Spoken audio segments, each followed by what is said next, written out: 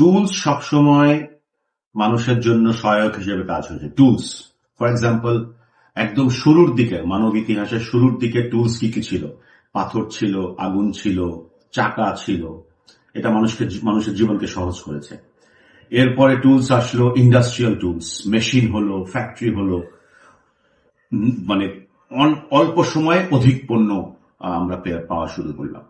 তারপরে আসলো computer, internet, মানুষের জীবনের গতিকে বাড়িয়ে দিল। আর এখন আমাদের কাছে আছে এআই টুলস, বিভিন্ন ধরনের এআই অ্যাপ্লিকেশনস।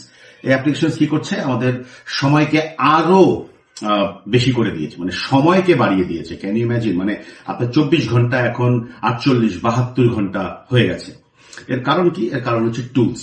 কিন্তু যত যাই হোক, আমাদের সবসময় দোষ থাকে কিন্তু টুলসের। আমরা সবসময় টুলসকে দোষ দিই। যে ফর এক্সাম্পল, এখন এআই কে বলা হয় যে এআই মানুষকে লেজি করে দিচ্ছে, এআই আমাদেরকে ডিস্ট্রাক্টেড করছে। আর অ্যাকচুয়ালি ইটস নট টুলস। এখানে কিন্তু টুলস এর দোষ না, ডিপেন্ড করবে আমি কিভাবে টুলসকে ব্যবহার করছি। টুলস কিন্তু সবসময় মানুষের সহায়ক। সো এই ক্ষেত্রে ব্যবহারটা হচ্ছে খুব গুরুত্বপূর্ণ। যে বলে না, নাচতে না জানলে উঠান বাঁকা, কাইন্ড অফ থিং আর কি। মানে bad man always quarrel with his tools.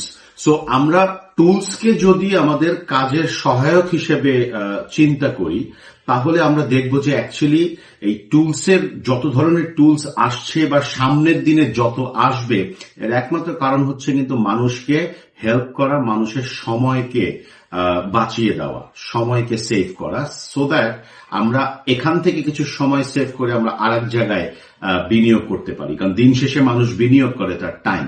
So এই জন্য টুলসের সঠিক ব্যবহার আমাদের জানা উচিত। ফর এক্সাম্পল, এই মুহূর্তে এআই যে টুলস গুলো আমাদের সামনে আছে, এটার সঠিক ব্যবহারটা যদি আমরা জানতে না পারি, তাহলে সত্যিকার অর্থে আমরা আমাদের টাইমকে আমরা সেভ করতে পারবো না। আর আমরা সবাই জানি টাইম ইজ এভরিথিং।